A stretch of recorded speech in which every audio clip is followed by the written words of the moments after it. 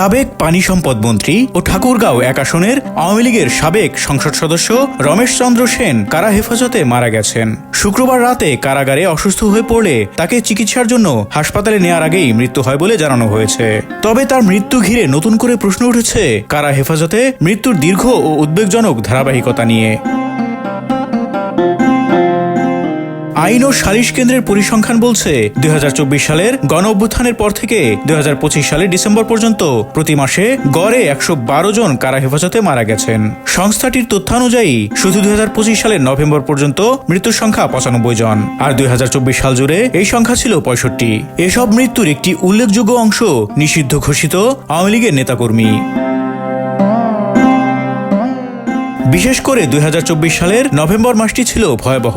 ওই এক মাসেই বগুড়া কারাগারে আটক অবস্থায় অন্তত ৪ জন আওয়ামী লীগ নেতাকর্মীর মৃত্যু হয়। নাশকতা কিংবা হত্যা মামলার আসামি হিসেবে তাদের গ্রেপ্তার করা হয়েছিল। কারা কর্তৃপক্ষ প্রতিটি মৃত্যুর ক্ষেত্রেই হার্ট অ্যাটাক বা হঠাৎ অসুস্থতার কথা বললেও পরিবারগুলো সে ব্যাখ্যা মানতে নারাজ।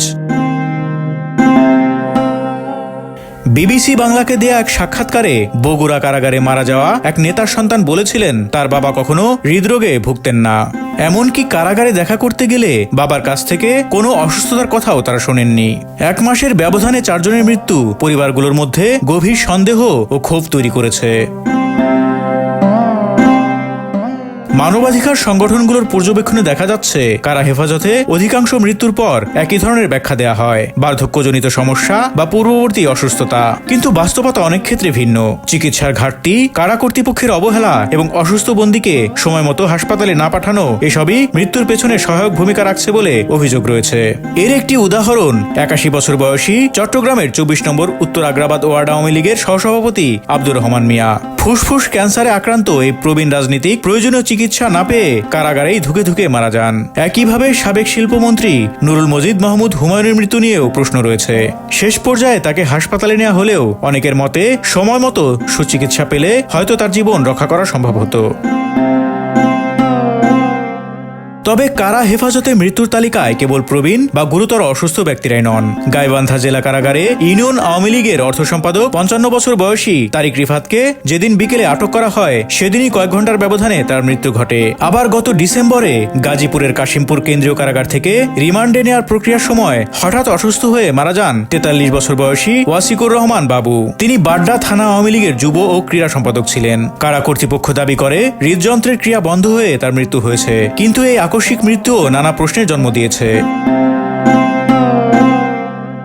বাংলাদেশের প্রচলিত আইন অনুযায়ী কারা হেফাজতে মৃত্যুর প্রতিটি ঘটনাই তদন্তযোগ্য। সংবিধানের ৩১ ও ৩২ অনুচ্ছেদে স্পষ্টভাবে বলা হয়েছে, রাষ্ট্র কাউকে হেফাজতে রাখলে তার জীবন ও মানবিক মর্যাদা রক্ষার দায়িত্ব রাষ্ট্রের উপরই বর্তায়। সে কারণে কারা, পুলিশ কিংবা যৌথ বাহিনীর হেফাজতে প্রতিটি মৃত্যুর ক্ষেত্রে স্বাধীন ও নিরপেক্ষ তদন্ত অপরিহার্য বলে মনে করছেন আইনজীবী ও মানবাধিকার কর্মীরা।